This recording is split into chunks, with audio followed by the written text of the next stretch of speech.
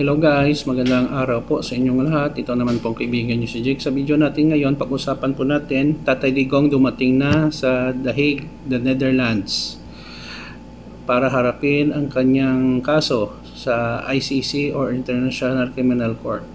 Before tayo guys magsimula, magpapasalamat po muna ako sa lahat ng mga viewers, subscribers at followers sa channel ko.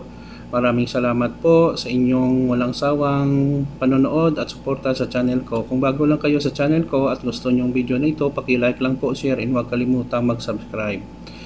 Kahapon guys, Wednesday, dumating na po si Tatay Digong sa The Hague, the Netherlands, para harapin ang kanyang mga kaso, crime against humanity sa ICC or International Criminal Court. According po sa ulat, ay may mga supporter si Tatay Digong humihintay sa kanyang pagdating sa Chinibidgin.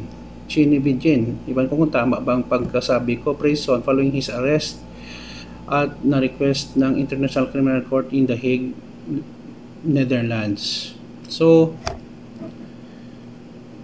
medyo natatawa din ako sa kanila kasi iba daw sa mga kababayan natin, mga TNT, So, pagdating ni Tatay Digong, papasok sa doon sa kanyang detention cell, nakita ko sa mga picture, maganda pala.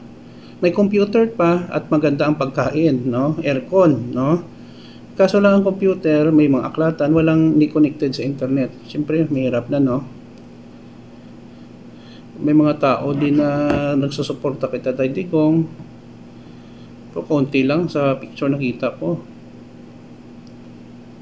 So, yun.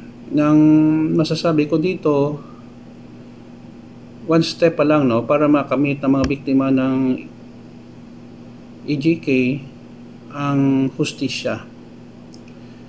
Mahabang-habang proseso, ang trial, according sa ICC, minimum is 2 years, maximum is 8 years. Iwan ko lang kung buhay pa si Tatay Digong after 8 years. Kasi he will be turning 80 years old sa March 28. Wita natin, ililiti si Tatay Digong kung may kasalanan siya.